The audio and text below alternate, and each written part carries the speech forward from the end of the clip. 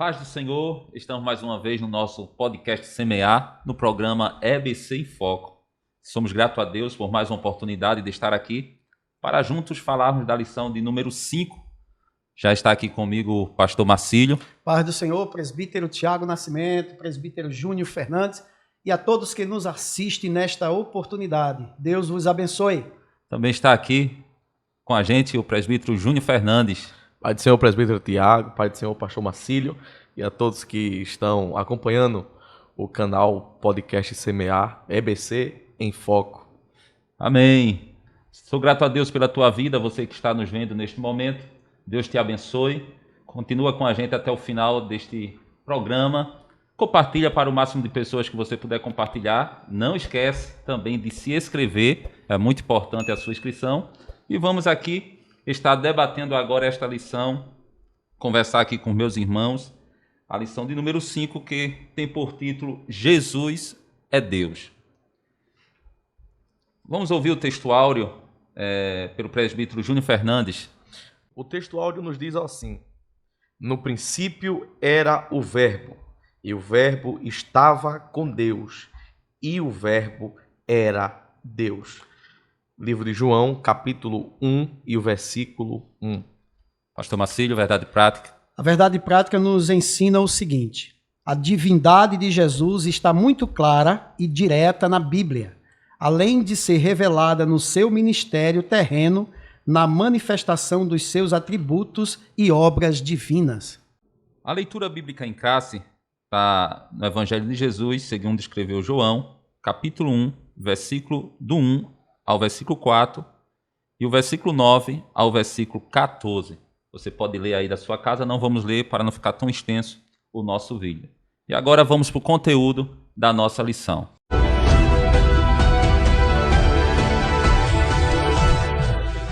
E antes de falar do primeiro ponto da lição, vamos falar da palavra-chave. Emanuel é a nossa palavra-chave. Presbítero Júnior Fernandes. E essa palavra-chave é muito importante e interessante, presbítero Tiago, pastor Marcílio, quando nós vemos um nome, Emanuel, Deus conosco.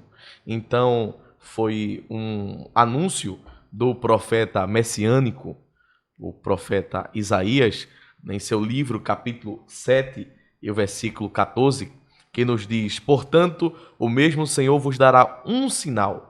Eis que uma virgem conceberá e dará à luz a um filho, e será o seu nome Emanuel. Então, pelo lapso temporal do anúncio do profeta até o nascimento do Emanuel, nós vemos uma participação de uma divindade, de alguém que nasceria, e isso é o que nós vamos falar em nossa lição. Amém. Vamos agora entrar no primeiro ponto da nossa lição, que tem por título A Doutrina Bíblica da Divindade de Jesus. O Novo Testamento é direto quanto à natureza divina de Jesus. E hoje a gente vai falar aqui sobre Jesus é Deus e vamos falar também sobre seus atributos absolutos. Então, vamos começar aqui falando da leitura, bíblica, lá em João, capítulo 1, versículo 1, que já começa dizendo assim: e o Verbo era Deus. Pastor Marcílio. Pois bem, meus irmãos, aqui no versículo 1 do capítulo 1 do evangelista João, temos uma expressão maravilhosa quando ouvimos e lemos, No princípio era o Verbo, e o Verbo estava com Deus, e o Verbo era Deus. Ou seja, o Verbo era Deus pelos seus atributos divinos, como também pelas suas obras e títulos que nós vamos discutir aqui. Porém, há de se convir e também se entender que o objetivo desta aula de hoje, número 5, Jesus é Deus, nós vamos mostrar que realmente a deidade, a divindade, porque Jesus é Deus, Deus é Jesus, e dentro destas condições nós vamos mostrar quais são as heresias que contrapõem a deidade, a divindade de Jesus. Então, pelos seus atributos divinos, nós vamos discutir daqui a pouquinho sobre a onipotência, a onisciência, a onipresença, a eternidade, a soberania de Deus como os atributos da sua deidade. e também as obras e títulos, né, que o pastor Ezequiel Soares cita no livro. Não deu para colocar tudo aqui, mas aí vamos observar que Jesus é criador, é salvador, é santificador, ele é preservador. Então tudo isso mostra a divindade de Jesus, que Jesus é Deus, Deus é Jesus. Então nós aprendemos aqui, dentro dessas obras e títulos, que o nosso Senhor, que veio em carne, lá na encarnação da lição número 3, ele também é divino. Então a humanidade de Jesus, nós mostramos na lição número 3, a encarnação do Verbo, e aqui a parte divina. Então nós aprendemos que ele veio em carne, e também Jesus tem a parte humana, em carne, e também a parte divina, porque ele é Deus. E também, como nós já falamos que Jesus é Deus, Jesus é divino, porque ele é Deus, Paulo, em Colossenses capítulo 2, versículo 9, ele afirma dizendo o seguinte: em Cristo Jesus habita corporalmente toda a plenitude da divindade. Então, quando a gente observa este versículo, habita corporalmente, é o corpo glorificado de Cristo. Então, ele teve a humanidade, a sua parte humanidade, como homem e como Deus, na parte divindade. O Novo Testamento é bem objetivo, quando se fala da divindade de Jesus. Tem muitos textos no Novo Testamento que vai colaborar com isso que a gente está falando, com o comentarista da lição. Um dos textos que eu gostaria de citar aqui, Filipenses 2:6, Mesmo existindo na forma de Deus, não considerou o ser igual a Deus, algo que deveria ser retido a qualquer custo. O que a gente entende, presbítero Júnior Fernandes, sobre esse texto? Presbítero Tiago, pastor Marcílio, nós vemos que nesse texto aqui, que o próprio Paulo, ele fala isso, ele vai falar e chamar Jesus de um segundo Adão, e essa fala do apóstolo corrobora com o outro pensamento dele, mostrando que Jesus era um segundo Adão, e por ser um segundo Adão, ele vai provar que mesmo sendo um homem, poderia ter uma possibilidade de usar o seu poder para conseguir algumas coisas, mas ele vai eliminar essa parte, vai mostrar que ele é um homem tendo o poder, mas não usou esse poder em sua plenitude para mostrar que, sendo um segundo Adão, ele não precisou usar esse poder pleno para não errar e não praticar o pecado que Adão ele praticou. Em benefício próprio, Usa em benefício próprio, justamente. Exatamente. Pastor Marcílio, essa é uma das maiores lições que Jesus nos deixa. E o senhor foi excelente quando pontuou isso. Jesus, tendo esse poder, em nenhum momento ele vai usar em benefício próprio. Sempre quando Jesus usa esses reluzes do seu poder, era para o benefício de alguém, para o benefício do reino. Também tem João 20:28. Ao que Tomé lhe respondeu: Senhor meu e Deus meu. Mostrando e provando a divindade de Cristo. Tem um texto também lá no Isaías 9:6, que já não é no Novo Testamento, mas é um texto que eu acho que já fecha com chave de ouro, que diz assim: porque um menino nos nasceu, um filho se nos deu, o governo está sobre os seus ombros, e o seu nome será Maravilhoso, Conselheiro, Deus forte, Pai da eternidade e Príncipe da paz. E o interessante aí, presbítero Tiago, nós observarmos nesta profecia messiânica de Isaías, capítulo 9:6, fala: e o seu nome, será. E o seu nome, já mostrando a divindade dele, futuramente. Agora vamos falar um pouco dos atributos, absolutos. Os atributos são perfeições próprias da essência de Deus. Os atributos absolutos ou incomunicáveis são exclusivos da divindade, como onipotência, eternidade, onisciência e onipresença. Pastor Marcílio. Pois bem, nós, com relação à doutrina bíblica, da divindade de Jesus, temos muitas referências na palavra de Deus. E entre essas referências, a divindade de Jesus, todos nós concordamos que é um fato bíblico. Então, revelado de muitas maneiras, entre elas 3 principais, de forma direta e com todas as letras, como observamos aqui no nosso texto áureo, que no princípio era o Verbo, e o Verbo era Deus, e o Verbo estava com Deus, e o Verbo era Deus, este verbo nós já até pontuamos, né, pelos seus atributos divino, onipotência, onisciência, onipresença, eternidade, como também a própria sabedoria, né, do nosso Deus. E também pelas suas obras e títulos, como falamos. Então, a partir daí, nós temos algo que chama muito atenção nos atributos pessoais. A gente aprendeu os atributos comunicáveis e atributos incomunicáveis. Aqui estamos tratando de atributos incomunicáveis. Entre eles a onipotência, onde observamos, depois os irmãos aí, vocês podem endossar, a onipotência, né, onde temos aí todo o poder, lhe foi lhe dado, nos céus e na terra. Deus é todo poderoso em Cristo Jesus. Como sabemos que é ter todo o poder, ser todo poderoso. Então, o nosso Senhor, na sua divindade, ele é onipotente. Todo o poder lhe foi dado, tanto nos céus como na terra. Está biblicamente bem difundido isso aí. Então, entre a onipotência, nós observamos que Deus, em sua deidade, em sua divindade, atribui-se ao nosso Senhor como Deus este atributo, como também ele é eterno. Então nós observamos, aqui mesmo no versículo que lemos aqui, o senhor mesmo leu aí, presbítero Tiago, né? Porque um menino nos nasceu, um filho se nos deu, o governo está sobre seus ombros, e o seu nome é maravilhoso conselheiro, Deus forte, olha aí, Pai da eternidade. Então se ele é Pai da eternidade, então ele é eterno. Está lá em Miqueias, capítulo 5, versículo 2 também, e já lemos aqui Isaías 9, 6. Então, Hebreus 13, 8, a Bíblia diz aqui com relação à eternidade. Está lá em Colossenses, capítulo 1, versículo 17, nós não vamos ler, mas Hebreus 13, 8, Jesus Cristo é o mesmo ontem, hoje e eternamente. Então, isso prova a deidade do Senhor Jesus como Deus. E é interessante, completando, pastor Marcílio, não só a onipotência, que é o domínio de todo o poder, quando o próprio Jesus, ele ratifica isso, quando ele diz, todo o poder é me dado. Então, essa onipotência, esse mesmo Jesus que está dizendo isso aqui na terra, foi o mesmo Jesus que participou lá da criação e dizia, haja. E tudo aparecia pela onipotência de um Deus todo-poderoso.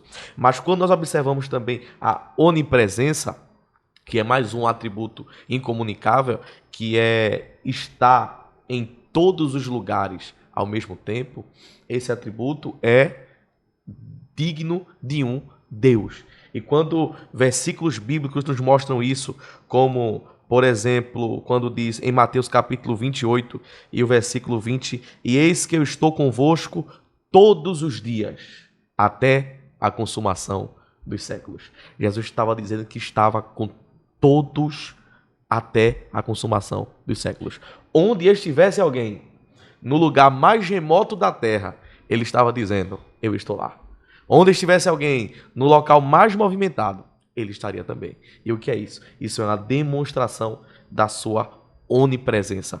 E a onisciência é a questão de saber de todas as coisas. E pastor Marcílio, presbítero Tiago, demais irmãos que nos acompanham, Jesus mostrou um reluz desse poder da onisciência dele lá em João, quando ele disse a Natanael, eu te vi debaixo da figueira. Então, é o domínio de um Deus que sabe, que conhece de todas as coisas, e Jesus, durante o Novo Testamento, ele ratifica esse poder dele. E também lá, quando exigem o pagamento de tributo, né? Só Pedro e Jesus tinham a idade de maior. Os outros discípulos eram tudo jovem ainda, menor de idade. Aí lá em Mateus, capítulo 17, versículo 27, a Bíblia, quando fala Jesus paga o tributo, ele diz a Pedro, né? Vai ao mar, lança o anzol, tira o primeiro peixe e, abrindo-lhe a boca, encontrarás um estáter. Vai e dá esse tributo por mim e por ti. Então veja que Jesus aí, ele sabia que do primeiro peixe, quando Pedro abrisse, pegasse aquele peixe que subisse, abrisse a boca, o estáter estaria ali. Então, a onisciência, saber todas as coisas. Quanto à onipresença, Jesus é onipresente. Mas, por exemplo, os anjos. Os anjos, eles não são onipresentes, eles não podem estar no mesmo lugar ao mesmo tempo. Porém, eles se locomovem com velocidades de frações de segundos e ele se apresenta em outros lugares também. Aproveitando, pastor Marcílio, para abrir um parênteses aqui, o senhor falou de anjo, também falando do inimigo das nossas almas, o diabo e os demônios, eles também não são onipresentes. Porque são anjos, né? Caídos, né? São anjos caídos que... Mas se locomovem rapidamente. Também, e são governados, né, pelo cabeça, né? Os demônios são governados pelo diabo. Nem onisciente e nem onipresente. Mas como os demônios são anjos caídos e no reino espiritual das trevas há uma organização, e Paulo deixa isso bem claro lá em Efésios capítulo 6, então eles não têm essa onisciência, essa onipresença de estar em todos os lugares, mas como há essa organização do reino das trevas, muitas coisas eles estão à frente dos seres humanos, justamente devido ao que o senhor está explicando, que ele se locomove em fração de segundos, então eles têm um pontapé aí à frente dos seres humanos. E a Bíblia relata, né, que o mundo jaz no maligno. E quem é o príncipe deste mundo? Satanás. Vamos agora falar do segundo ponto da nossa lição, a heresia que nega a divindade de Jesus. E agora a gente já começa a falar sobre o arianismo, pastor Marcílio. Pois bem, esta heresia que nega a divindade de Jesus, os primeiros que negaram foram os grupos dos ebionitas, como nós falamos, né, em lições anteriores. E eles foram seguidos juntamente, como diz aqui o pastor Ezequiel, pelos monarquianistas dinâmicos. Por que os dinâmicos? Porque era um outro grupo diferenciado dos monarquistas. Segundo Tertuliano, quando estudamos na semana passada, né, um dos pais da igreja combatia esses hereges aqui. E aqui tem, além dos dinâmicos, nós temos aqui os modalistas, né, que foi defendido, né, pelo Montano. E aqui o pastor Ezequias ele coloca, né, esses dois grupos e que Ário ele era um diácono, né? Era um diácono, depois o presbítero Júnior vai mostrar algumas características aí do arianismo com relação à pessoa de Ário, né? Que defende que Jesus é criatura e não Deus. Então ele já está quebrando aí a divindade, que Jesus não é Deus, né? Que é o estudo que nós estamos tendo aqui. Então, esses ensinamentos, Ário, ele não foi o idealizador. Então, ele foi discípulo de Paulo de Samósata. Então, esse Paulo de Samósata foi o idealizador. Antes dele, ele pegou essas ideologias e acrescentou, só que ele foi mais além. Tanto é que o arianismo, hoje em dia, na atualidade, como nós vamos observar, está em ativa. Muito em ativa. E depois a gente vai dizer os grupos que está agindo nesse arianismo. Então, ele negava a divindade de Cristo, porém considerava como um Deus de segunda categoria. Meu Deus. Então, olha que absurdo, né? Ou seja, Jesus não é Deus. Jesus foi criado igual um anjo comum, né? Então, ele diz aqui que ele rejeitava essa eternidade do verbo, né? Se fez carne, esse verbo não existia, segundo a expressão de Ário, né? Embora defendesse a sua existência antes da encarnação. Recusava que fosse ele o eterno, ele eterno como o Pai. Então nós observamos que Deus é Pai, Deus é Jesus e Deus é Espírito Santo, né? Então o Pai é Deus, Jesus é Deus e o Espírito Santo é Deus. Porém, nós não somos do pensamento dos unicismo, né, que confunde essas pessoas e não separa a substância. Ou seja, para o unicismo só existe um só Deus, só existe Deus. Eles não separam a pessoa do Pai, do Filho e do Espírito Santo. Já o unitarismo, que também estudamos, separa as pessoas, como também separa as substâncias existentes. Porque nós sabemos que o Pai não é o Filho não é o Pai não é o Espírito Santo não é o Pai, o Filho não é o Espírito Santo e o Espírito Santo não é o Filho. Porém, todos, em essência, são Deus. E é interessante algumas estratégias que Ário ele usava, que quando ele começou a pregar essas heresias, foi em um contexto em que as pessoas eram tomadas de filosofia. Então, por não ter um conhecimento bíblico fundamentado e estar mais apegado à área filosófica, as pessoas caíam em sua ideologia. E é interessante também que ele conseguiu galgar públicos diferentes, porque Ário ele pregava toda essa teoria nas praças, nas feiras, e isso fez com que as pessoas acreditassem na sua ideologia, mas ele também escreveu vários artigos que conquistou um grupo mais intelectual, mostrando que Jesus ele não é incriado, mas ele foi criado, o que anula a deidade, a divindade de Jesus. Pois bem, então olha bem, o Ário, ele foi discípulo, como nós já falamos, de Paulo de Samósata. Então ele foi muito mais esperto, porque Paulo de Samósata não tem nenhum arquivo escrito para provar o contrário da divindade de Jesus. Mas o Ário, ele tem esses textos aqui, ele usa na explicação, nós já entramos aqui nas explicações dele, né? Qual é? Ele pega Provérbios, capítulo 8, versículo 22, que é uma palavra que no hebraico, ele usa a Septuaginta, né? E nós sabemos que a Septuaginta é a primeira tradução da Bíblia do hebraico e aramaico para o grego. Então, nessa condição, no hebraico está escrito lá em Provérbios, capítulo 8, versículo 22, o seguinte: o Senhor me possuiu no princípio de seus caminhos e antes de suas obras mais antigas. Então, o Senhor me possuiu antes dos seus caminhos. Aí, o que é que eles alegam aqui? Dizendo que o Senhor me criou no princípio dos seus caminhos, o qual é imagem do Deus invisível, o primogênito de toda a criação. Então, eles refutam todo esse pensamento aqui de Provérbios 8, 22, da Septuaginta, dizendo que isso aqui é opcional, pois o verbo em hebraico nessa passagem é caná. Aí eles afirmam aqui, caná é obter, é adquirir, é criar. Então, se nós fôssemos adentrar aqui profundamente, não daria tempo de nós explicarmos toda essa obtenção aqui, a aquisição, a criação. Por isso que eles dizem, né, que Jesus é uma criatura e não o Criador. E isso abre espaço para aquilo, né?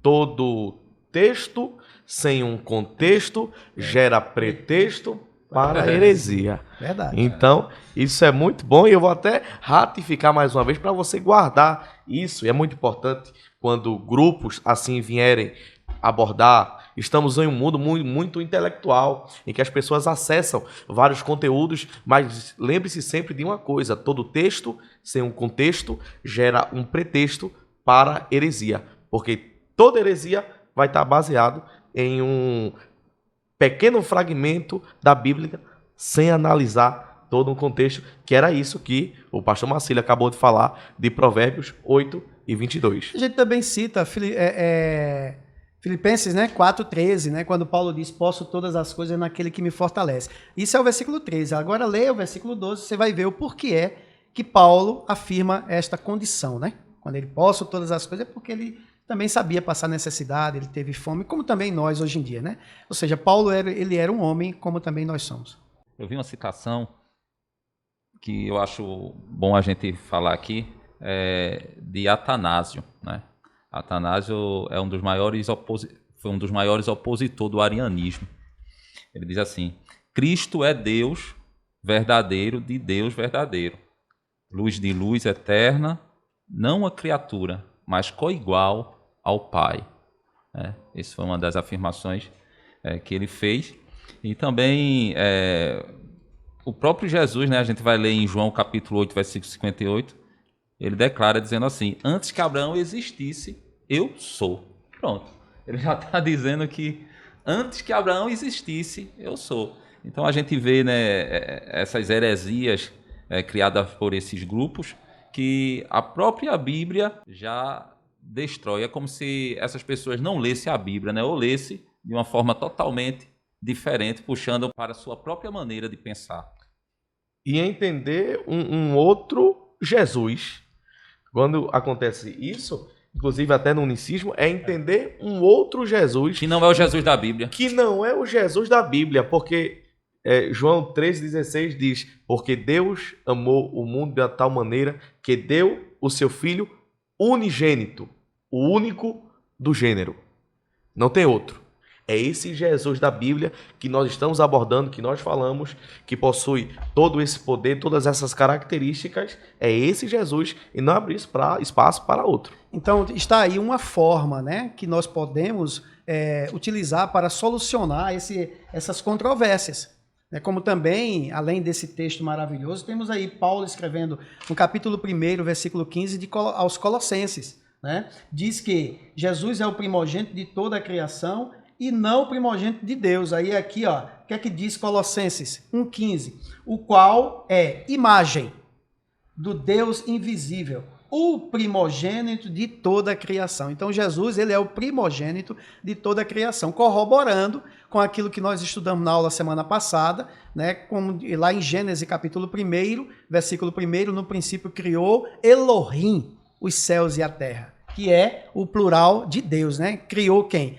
Ali, os céus e a terra, o Pai, o Filho e o Espírito Santo, tudo presente. Então aí temos o quê? Uma condição bíblica para solucionar esses posicionamentos desses hereges, principalmente dos arianos. Continuando aqui também com relação à imagem, né, do Deus invisível, primogênito de toda a criação, mostrando a divindade do Senhor, a deidade. A gente tem até também um outro exemplo, Gênesis 14:18, quando Abraão encontra-se com Melquisedeque. Então ali tem uma outra passagem, né, que pode criar polêmicas de criador e possuidor. E aqui, nesta passagem de Colossenses, que Paulo escreve no capítulo 1, versículo 15, nós temos aqui, e não o primogênito de Deus. Aí conclui dizendo a palavra prototokos, né, primogênito, primeiro chefe, foi usada pelos escritores sagrados com o sentido de importância, prioridade, posição, primazia, preeminência. Está lá em Colossenses 1:15 ao 18, esse versículo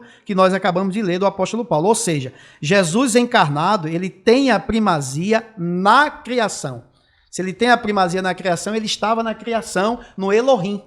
Não somente porque a Bíblia diz, e João, aqui na leitura bíblica em classe, diz, no princípio. Nós não vamos explicar o princípio, porque Deus, ele é autoexistente, ele existe por si mesmo. Então, se nós fôssemos nos deter aqui num princípio de todas as coisas, a gente não sabe, né, que princípio de Deus é esse. Né? Quanto tempo Deus levou para criar os céus e a terra? Quanto tempo Deus criou? A gente sabe, em 6 dias o Senhor criou tudo que há e no 7º descansou. Né? Mas, a partir daí, existe uma eternidade de princípio.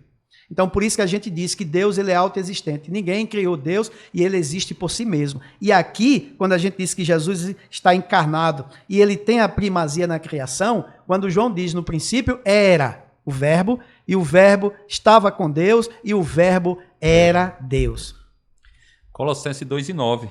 Colossenses 2:9 diz assim: porque nele habita corporalmente toda a plenitude da divindade.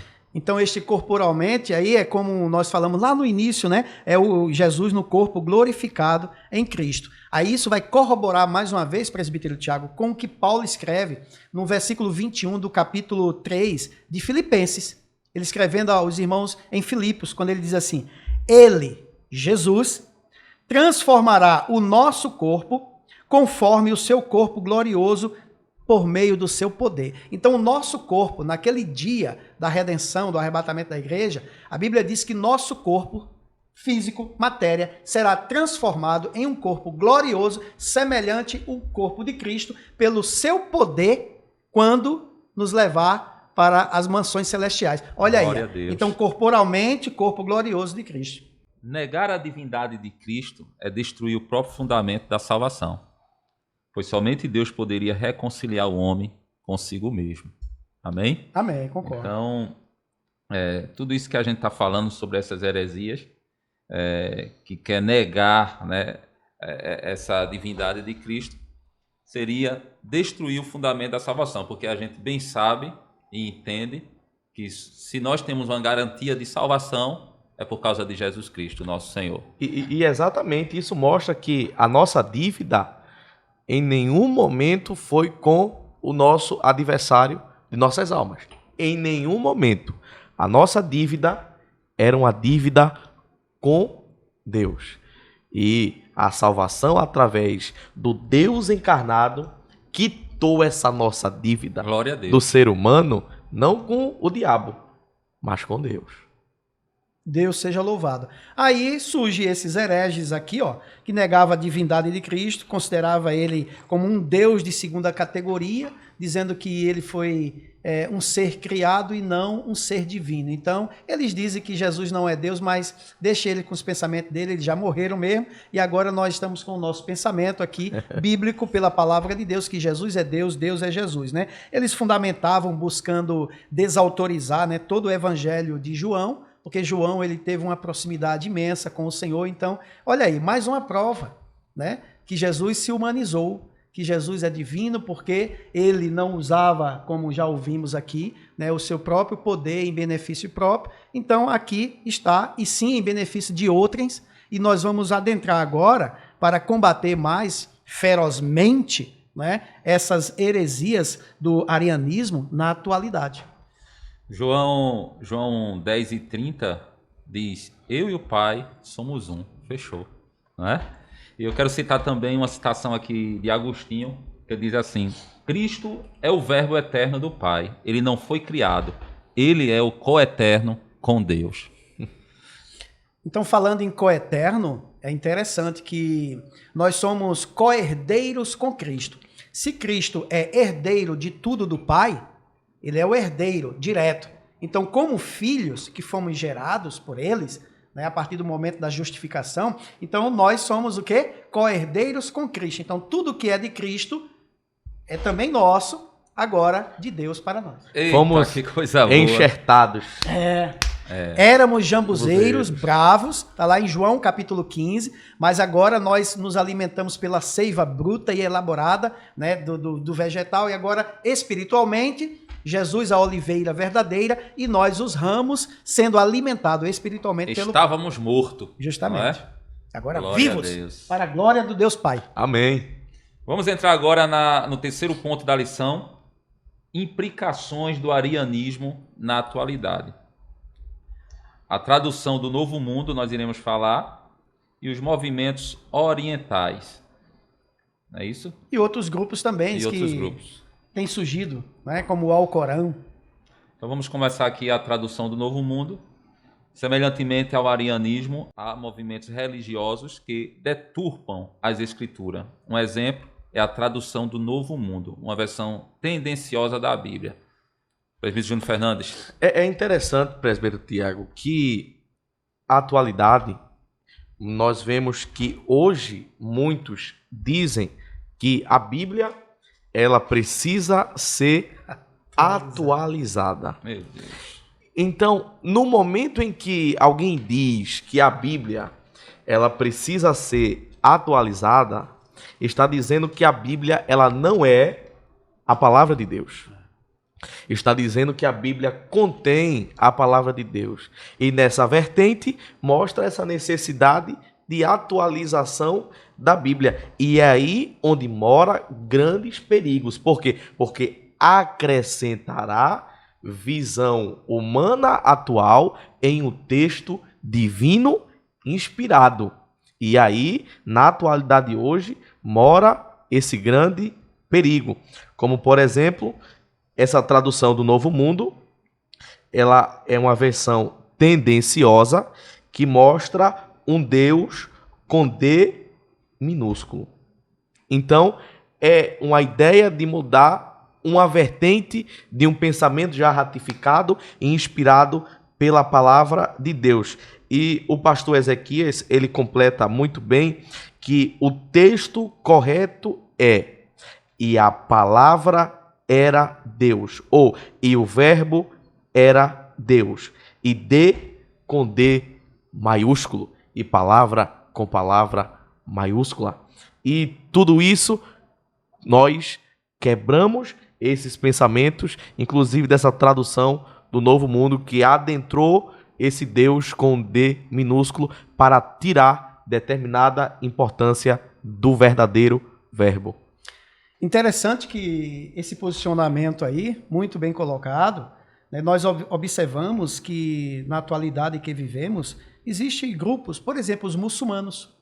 Os muçulmanos, eles são arianistas. Eles pregam o arianismo. Então, por exemplo, os muçulmanos, eles têm 2 pontos interessantes. Olha bem, eles reconhecem Jesus como Messias.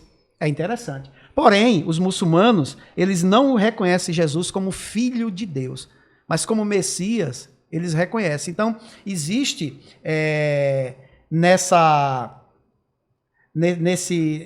nesse meio aí do arianismo uma negação justamente da divindade de Jesus. Tanto os muçulmanos como também os testemunhas de Jeová são arianistas, né? Eles pregam o arianismo, eles negam a divindade de Jesus. Quer ver outros grupos também que se encaixa aqui na atualidade, além dessa tradução do Novo Mundo aqui que o presbítero Júnior colocou, os espíritas, os kardecistas. E também observamos, já entrando aqui no segundo subtópico, do movimento dos orientais. Aqui nós temos aqui o movimento Hare Krishna, é outro grupo que nega a divindade de Jesus, além dos Hare Krishna, por exemplo, que nega a divindade, e eles nem acreditam que Jesus é o Salvador. Então, Jesus, para esses grupos orientais, não existe. E nós sabemos que ele é Deus. Aí, nós observamos aqui que o Senhor Jesus, como um mero guia espiritual e uma das inúmeras encarnações de Krishna. É isso o pensamento dessas crenças orientais, né? Que pregam o arianismo. E nós observamos também, lá em outros grupos, o Alcorão. Então, o que é que nós precisamos refutar?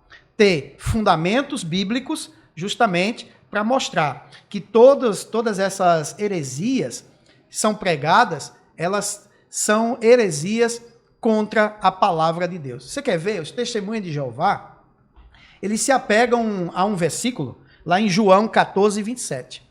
João 14, 27, quando ele mostra a inferioridade de Jesus. Por isso que eles não acreditam na divindade de Jesus. Eles dizem o seguinte, porque lá está escrito, o Pai é maior do que eu, Jesus dizendo. Só que eles esquecem João 10, 30.